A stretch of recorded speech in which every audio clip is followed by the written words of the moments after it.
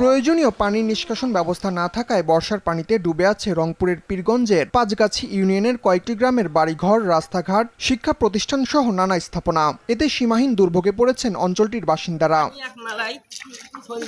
ভুক্তভোগীদের অভিযোগ, বিভিন্ন কালভার্টের সামনে অবৈধভাবে বসতবাড়ি নির্মাণ করায় পানি নিষ্কাশনের পথ বন্ধ হয়ে গেছে। এতে স্থায়ী জলাবদ্ধতার সৃষ্টি হয়েছে ইউনিয়নের অধিকাংশ এলাকায়। এখানকার মূলত সমস্যা হচ্ছে আমাদের যে কালভার্টগুলো ছিল, এই কালভার্টগুলো সবগুলোই বন্ধ।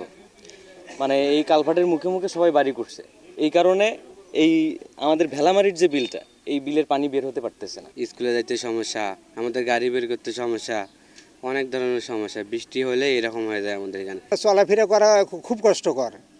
অনেক বিরোধী মানুষ আছে, বিরোধী মানুষেরা পরিচয় অনেকে আচার খায়, খুব কষ্ট পায়। এই পানি আটকানোর কারণে আমরা কোনো আবাদ সুবাদ করে পাচ্ছি না, আবাদ হয় না এই পানির কারণে।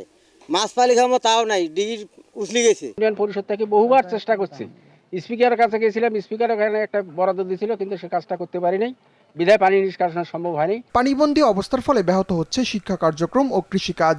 উপজেলা প্রশাসন বলছে, দ্রুত সমস্যা সমাধানে প্রয়োজনীয় ব্যবস্থা নেওয়া হবে। আমরা অচিরেই এই জায়গাটি পরিদর্শন করব এবং পানিটা নিষ্কাশনের জন্য যে ব্যবস্থা নেওয়া দরকার সেটি আমরা করব। যদি কোনো ব্যক্তি এই পানি চলাচলের পথে কোনো বাধা সৃষ্টি করে থাকে, সেটি আসলে আইনগতভাবে সঠিক না। আমরা এই বিষয়ে আইনগতভাবে যা ব্যবস্থা নেওয়ার সেটি আমরা গ্রহণ করব। বিগত এক দশক ধরে এমন দুর্ভোগ পোহালেও মেলেনি স্থায়ী সমাধান। দ্রুত জনদুর্ভোগ নিরসনে কার্যকর ব্যবস্থা গ্রহণের দাবি পাঁচগাছি ইউনিয়নবাসীর।